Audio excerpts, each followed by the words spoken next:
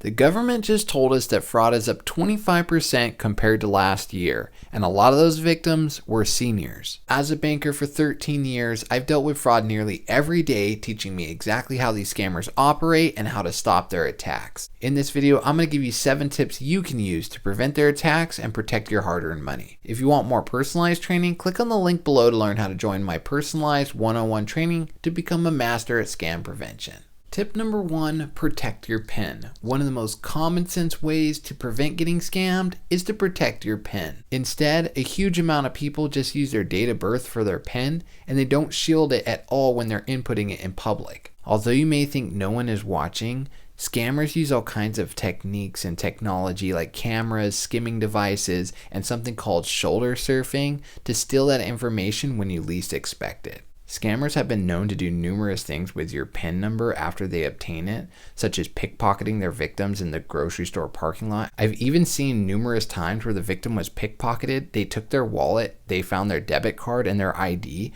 they went straight to that person's bank, they put the card in the machine, they looked at their ID, typed in their date of birth for the PIN number, and it worked first try, and they took out all the person's money. It is vitally important that you protect your PIN and you choose a good PIN that someone can't just guess by looking at your ID or other information inside of your wallet. Tip number 2, tap your card. When you go to buy something or go to pull money out of an ATM machine, don't insert or swipe your card. You want to tap it. And here's why. Scammers all over the United States are using this device called a skimmer. They put it inside of the ATM. They put it inside of or on top of a PIN pad. You can't detect that there's anything wrong with the machine, but when you use your card in any way other than tapping it, they can steal the information off of your card and use that to make a duplicate card to buy things and pull money out of ATMs or your bank. One thing that I want to caution you on is if you show up to a location and you see the Tap Pay emblem and the machine should be taking Tap Pay, and for whatever reason it's not working, there might be a skimming device inside. If you see anything wrong with the payment system that you're going to be using, use as a red flag, and I would suggest maybe going somewhere else. Tip number 3, don't answer the phone. When it comes to seniors getting scammed, probably the most common way it happens is by communicating with scammers over the phone. Scammers use all kinds of techniques and technology to impersonate government agencies and banks over the phone so they can be very convincing. They can even use a technology called phone number spoofing to make it look like they're calling from a phone number that they really aren't. You may think that you're getting a call from your local bank or the customer service line, but actually it may be a scammer trying to take over your account. For these reasons, you can never really know if you're talking to a legitimate representative from a company, a government agency, or whoever it is that says they're calling you. So even though this sounds crazy, you should never take incoming calls. If someone is calling you with something important, they will always leave you a voicemail message. After they do, you can listen to the voicemail and call them back. But before you do, stop. Listen to the voicemail, and instead of calling the number back that they left for you or calling the number in your recent call list, instead call only a verified number to that agency or company that said they were calling you. If that's your bank, that should be the number that's on the back of either your debit or credit card, or if you don't have one of those cards or can't find it, look at the phone number that you find on the statement for that bank. If it's a government agency, you only want to call a number that you know to be legitimate. If you do reach out to the customer service for your bank, even if they say that the call is legitimate, don't hang up and call back the number in the voicemail or from your recent call list. Instead, have them take care of the situation for you directly or transfer you to the people that can. And if you can't get an answer that way, go ahead and visit your local bank and talk to either a banker or a branch manager. By far, the easiest way to verify a government agency phone number is just go to USA.gov. You can find a list of pretty much every government agency and verified contact information for them, as well as frequently asked questions and what to do in different situations. If you receive a call and a voicemail from your local utility company or the cable company you use, just simply verify their phone number using the statement that you get in the mail. And if you're paperless, then you should have access to the app for them, and then you can get their phone number and call them from there. And if that all fails, just go ahead and visit their local office. Remember, scammers can only usually scam you if they communicate with you. And one of the most common ways they're going to try to communicate with you is by calling you. By avoiding incoming calls, you can eliminate a lot of the chances you have of getting scammed. Tip number 4 is to not use online dating sites when you're a senior. There's just way too many scammers on these apps and websites, and the most devastating types of scams are those that involve romance. That's because when you add emotions, especially desire, you add an ingredient that distorts people's perceptions of situations and their ability to make sound decisions. I have assisted countless seniors who are going through these situations who are either recovering, or I help to avoid getting into scam situations, and the results are always devastating. People that have fallen for these scams have sometimes lost tens of thousands of dollars, sometimes even over $100,000. Some people getting evicted, losing their house, losing their cars, because they get so entrenched in the situation and what's going on. They fall deeply in love with someone online that they've never met. Everything seems so real. It's too good to be true, and it turns out to be just that. It's becoming easier for scammers to be able to convince people that they are someone who they are not, when they're only working with these people online or over the phone. And so one of the ways that you can limit your exposure to potential scams is just to take yourself out of situations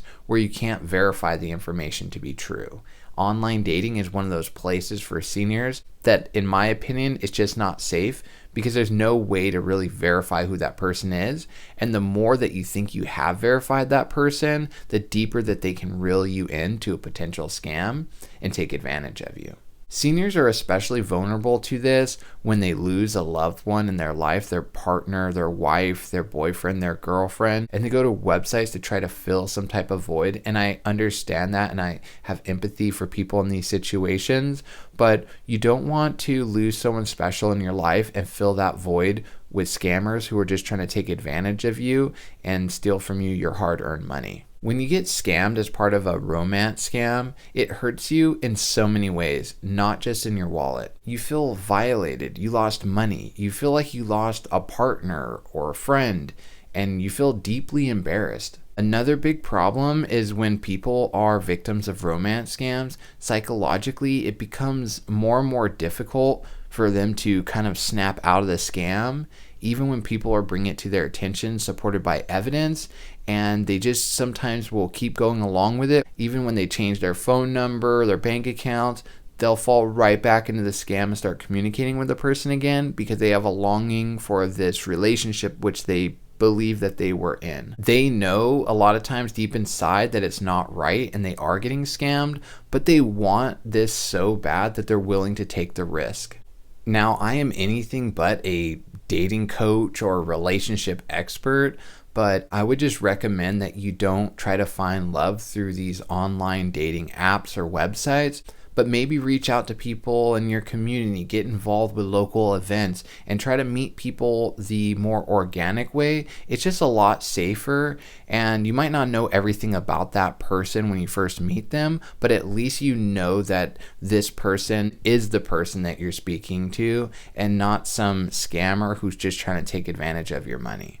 Tip number 5 is don't talk to strangers. If someone approaches you in a non-community setting and you don't know them and they're trying to engage with you and speak to you, don't do it. If you're standing in line at the grocery store or the bank or somewhere like that and someone's trying to have some small talk with you just to be friendly, that's okay, but just be careful what information you provide to them. If someone approaches you on the streets or in a parking lot when you're going to your car or going into a store and you're not expecting that or don't know them, don't engage with them at all. All you have to say is no thank you and keep walking. If they keep following you and trying to engage with you, tell them please leave me alone and be assertive about it. Don't speak to them even if they say they need to ask you something real quick, and don't let them get too close to you. You don't need to worry about offending anyone, especially someone you don't know, when they're invading your personal space. Anyone that's trying to have an uninvited conversation with you against your wishes is the person who's crossing the line, not you, and you must protect yourself. Scammers come from all different backgrounds. They look just like regular people in all shapes and sizes,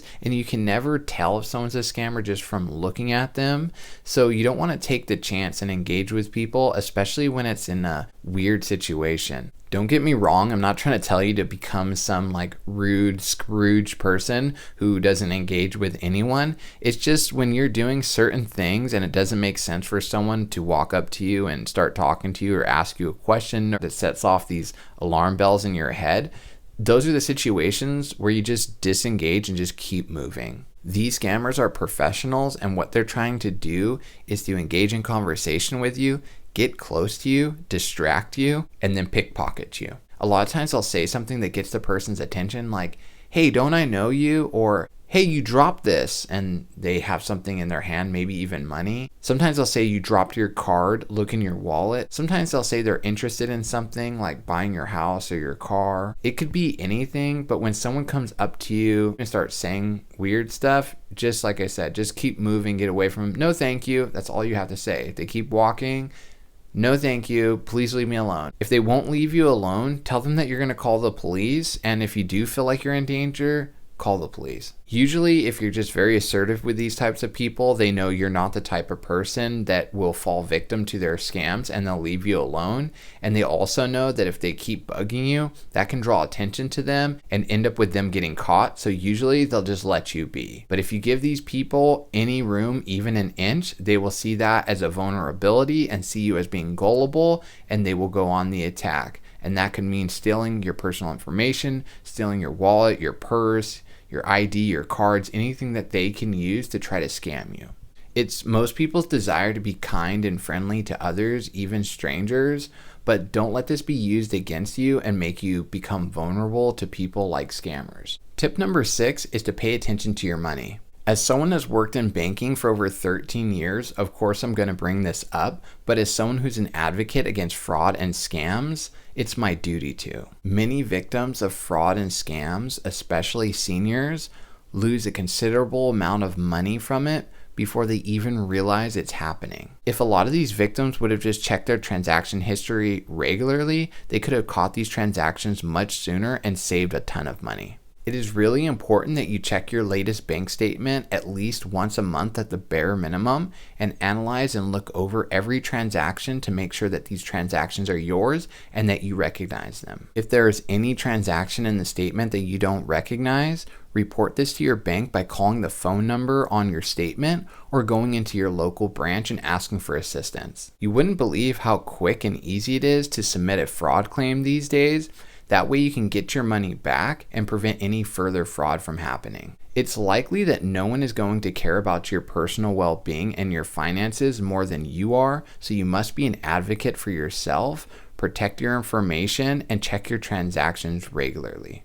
Tip number 7 is to not hide any of your concerns from your friends, your family, or your bank. This one is simple. When someone you don't know is asking you to do something and then keep that thing a secret from the people you know and trust, that's a huge red flag of a scam.